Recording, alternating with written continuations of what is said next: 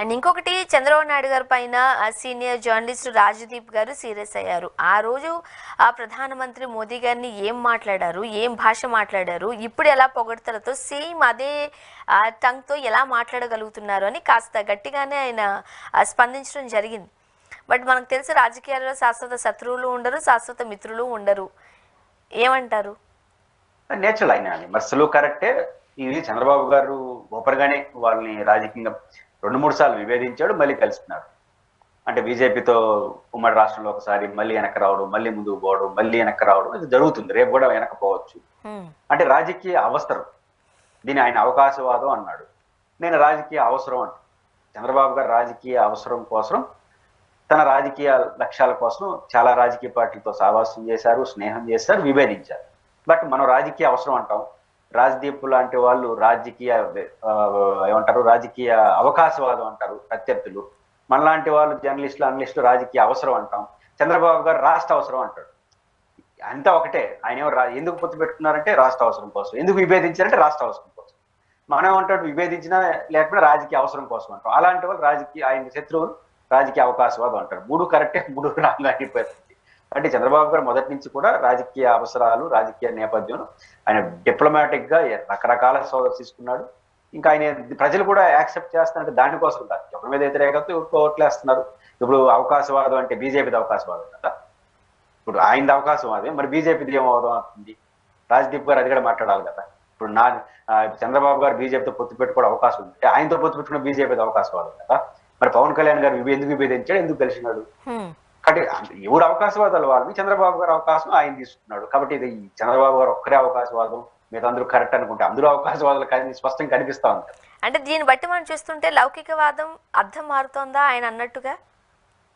అసలు లౌకికవాదానికి భారతదేశంలో ఎవరూ నిజాయితీగా లేరు, ఎవ్వరూ లేరు నిజాయితీగా. లౌకికవాదం అనే విషయంలో ఎవరు అవకాశాలు వాళ్ళవి. అంటే లౌకికవాదం అంటే బీజేపీని వ్యతిరేకించడమే లౌకికవాదం అని ఒక బండ సిద్ధాంతం ఉంది ఆ భారతదేశం. అంటే బీజేపీని వ్యతిరేకించేవాడు లౌకికవాది, బీజేపీతో కలిసి ఉండేవాడు మతోన్మాది. చంద్రబాబు గారు బీజేపీతో కలిసి ఉంటే మతోన్మాది, బయట వచ్చేస్తే లౌకికవాది. ఇది కొన్ని సిద్ధాంతం, ఇది తప్పు అంటున్నాను. లౌకికవాదం అనే విషయంలో భారతదేశంలో ఎవరూ నిజాయితీగా లేరు. ఈ విషయంలో బీజేపీని ప్రశ్నించే హక్కు నాకు తెలిసి ఎవరికీ లేదు. అంటే ఎవరు కలవంది బీజేపీతో, ఒక వామపక్షాలు, కాంగ్రెస్ మినహాయించి అందరూ కలిసి వేసినారుగా. మరి బీజేపీతో కలిసిన వాళ్ళందరితో వామపక్షాలు స్నేహం చేయలేదా? అంత మాట్లాడేవాళ్ళు. బీజేపీతో కలిసి బయటకు వచ్చిన చంద్రబాబు నాయుడు గారితో రాహుల్ గాంధీ స్నేహం చేయలేదా? ఎవరు నిజాయితీ కూడా లౌకికవాద విషయంలో? ఎవరో కమ్యూనిస్ట్ పార్టీలో ఒక ప్రకటన చేశారు. చంద్రబాబు గారు ఏమో నేను ఎన్డీఏ పార్టీలు అంటే ఈ మధ్య గెలిచారు కదా 2024లో, మేము ఒప్పుకోము ఆయన ఎన్డీఏ భాగస్వామి అంటే. వీళ్ళు ఎందుకు ఒప్పుకునేది? ఆయన ఆల్రెడీ ఎన్డీఏతో సహవాసం చేస్తా అంటే మేము ఒప్పుకోమంటారు. అంటే భవిష్యత్తులో పొరపాటు నేను బీజేపీ చూస్తే మళ్ళీ సేవం చేయడానికి కోసం. అంటే ఎవ్వరూ భారతదేశంలో లౌకికవాదం విషయంలో నిజాయితీగా లేరు. అందువల్ల లౌకికవాదం అనే దానికి ఓట్లుగా మారట్లేదు. ఎందుకు మారట్లేదంటే ఎవరు నిజాయితీగా ఉన్నాడు లౌకికవాద విషయంలో? బీజేపీతో పొత్తు పెట్టుకున్నాడు అందరూ మతోన్మాది, బీజేపీతో బయట వచ్చి ఆ మతోన్మాది బయట వచ్చేస్తే వాళ్ళు లౌకికవాద అయిపోతారు, మరుసటి రోజే లౌకికవాద అయిపోతారు. ఇంత అవకాశవాదం ఉంటే లౌకికవాదానికి విలువాడు ఉంటుంది. కాబట్టి భారతదేశంలో నా దృష్టిలో ఒక వామపక్షాలు కొంత, ఎందుకు వామపక్షాలు కొంత అంటానంటే వాళ్ళకి సిన్సియారిటీ ఉంది, కానీ వాళ్ళు బీజేపీతో కలిసినందుకు మళ్ళీ సావాసం చేస్తారు. కాంగ్రెస్ లౌకికవాదే, మరి మీరు అందుకు సావాసం చేస్తారు. కాబట్టి ఈ దేశంలో నా దృష్టిలో ఎవ్వరు పైకి చెప్తున్న లౌకికవాదులు అయితే కాదు, అందరూ వాళ్ళ అవకాశ రాజకీయాలు చేస్తున్నారు. ఈ విషయంలో బీజేపీని ప్రశ్నించే హక్కు నాకు తెలిసి ఎవరికైతే లేదు. సార్, వైజాగ్కి మాజీ ఇంటెలిజెన్స్ చీఫ్ ఏబి వెంకటేశ్వరరావు గారు కోడికత్తి వ్యవహారంలో ఉన్న శ్రీనివాస్ గారిని కలిశారు. ఫస్ట్ ఆఫ్ ఆల్ కలవడాన్ని మీరు ఎలా చూస్తారు? అంటే కొంతమంది ఏబి వెంకటేశ్వరరావు గారు 2 కారణాలు ఇస్తే కలవడం కరెక్ట్ కాదు. ఒకటి, ఈ ప్రభుత్వంలో కీలకంగా ఉన్నటువంటి ఒక కార్పొరేషన్ చైర్మన్, ప్రభుత్వ నామినేటెడ్.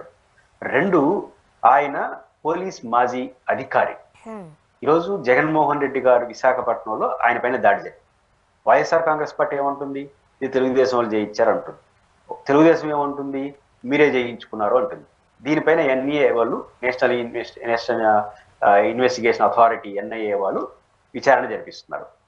అది రానియండి, లేకపోతే అది ఆలస్యం అవుతుంది అనుకుంటే కేంద్రం రాష్ట్రంలో మనమే ఉన్నాం కాబట్టి దాని నుంచి తొందరగా రిపోర్ట్ వచ్చి ఏది కరెక్టో ఏది తప్పు తేల్చేవాలి. అంతవరకు పోలీస్ స్థాయి అధికారులు, ఆయన మాజీ కావచ్చు బట్ ఈ పోలీస్ డిపార్ట్మెంట్, ఆయన పోయి ఆయన కలిస్తే నిందితుడిని, ఆరోపణలు ఎదుర్కొన్న నిందితుడు, కానీ దాడి చేసింది ఆయనే. వీళ్ళు చేయించుకున్నారా ఆయన చేయించుకున్నారా ఆయనే చేసినాడు అని తేలాల్సి ఉంది. చేసింది అయితే ఆయనే కదా. ఆ చేసిన ఒక మాజీ ముఖ్యమంత్రి ఆ రోజు ప్రతిపక్ష నాయకుడి పైన దాడి చేసిన ఆయన్ని పోలీస్ ఆఫీసర్ కలిస్తే ఒకళ్ళు జగనే చేయించుకున్నాను అనుకుందాం. అట్లా కలవచ్చా మనం? కలిస్తే ఏం సిగ్నల్స్ ఇస్తున్నారు? ప్రభుత్వం ఇంకేం సిగ్నల్? ఆయన ప్రభుత్వానికి తెలిసిపోయినాడు నాకు తెలియదు, కానీ ఇది ప్రభుత్వానికి చాలా నష్టం వస్తుంది. ఈ రోజు ఆయన కలిస్తే రేపు ఎన్ఏ రిపోర్టు మీరు అనుకున్నట్టు వచ్చినా కూడా జనం నమ్మరు, జగనే నమ్ముతారు. ఎందుకంటే అది తేలేంత వరకు మౌనంగా ఉండాలి, దూరంగా ఉండాలి. అవసరం విచారణ తొందరగా చేయడానికి కావాల్సిన ఏర్పాట్లు చేసుకోవాలి. ఆయన వెళ్ళి కలవడం, కలిసిన వెంటనే జగన్ పైన అటాక్. జగన్ ఈ రాష్ట్రానికి ఆటంకము, రాష్ట్రానికి అరిష్టము, నేను రాజకీయాలకు రాబోతున్నాను. రాజకీయాలు లేపు ఉంటే కదా, రాజకీయాలు లేకుండా ఉన్నాడు ఆయన. ఇవన్నీ రాజకీయం అనుకుని ఏమంటారు? రాజకీయాలు లేకుండా ఉన్న కొత్తగా రాజకీయాలు వచ్చేది ఏ రాజకీయ పార్టీ? తెలుగుదేశం చేస్తా, లేకపోతే ఇంకో పార్టీ చేస్తారు చర్చ తప్ప రాజకీయాలు రావడానికి నేనేం తప్పట్టు. ప్రతి పౌరుడు రాజకీయాలు అవసరం, చదువుకున్నాడు, ఐపీఎస్ ఆఫీసర్ ఆయన వస్తే మంచిదే, రాజకీయాలు రావాల్సిందే. లేకపోతే కదా మనం రాజకీయాలు రోజు చేసి అదే కదా. రెండో జగన్మోహన్ రెడ్డి గారు ఈ రాష్ట్రానికి అరిష్టం అయిపోయింది కదా. 2024లో చెప్పారు, ప్రజలు మిమ్మల్ని నమ్మారు, ఆయన ఓడించేసినారు.